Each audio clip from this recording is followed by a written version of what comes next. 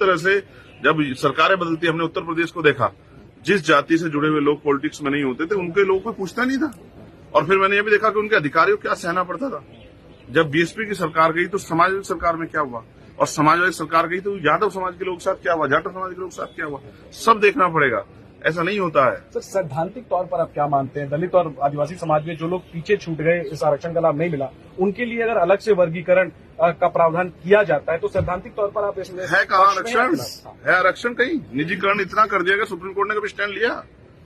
आप बताए ना, इतनी प्राइवेट जॉब्स और संविदा, लेटर एंट्री और तमाम तरह की सफाई कर्मचारी तक तो पक्की जॉब नहीं है। क्रीमी लेयर की बात भी कही गई, फैसला नहीं है लेकिन टिप्पणी है कि क्रीमी मैं लेयर। फिर कह रहा हूँ, कुछ भी टिप्पणी कर दीजिए, मैं कह रहा हूँ सबसे पहले वर्गीकरण सुप्रीम कोर्ट से स्टार्ट हो।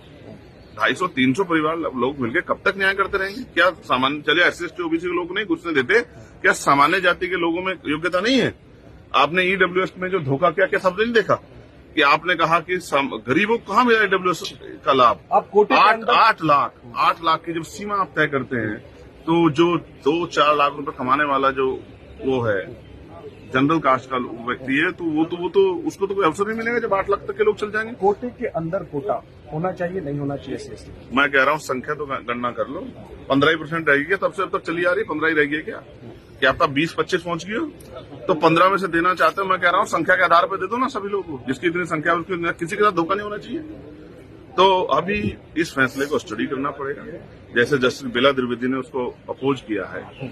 और इस सबसे महत्वपूर्ण मेरे लिए है कि कौन से वकील खड़े थे, उनमें कितने SC/ST के थे, जो जज थे उनमें कितने SC/ST के थे, क्या वो हमारे दर्द को समझते हैं या किस राजनीतिक उससे लिया गया है? बहुत चीजों पर ध्यान रखना पड़ेगा। और फिर कॉन्स्टिट्यूशन का जो आर्टिकल 341 है उसका वायलेशन ना हो जाए, हमें इसकी फिक्र करनी पड़ेगी।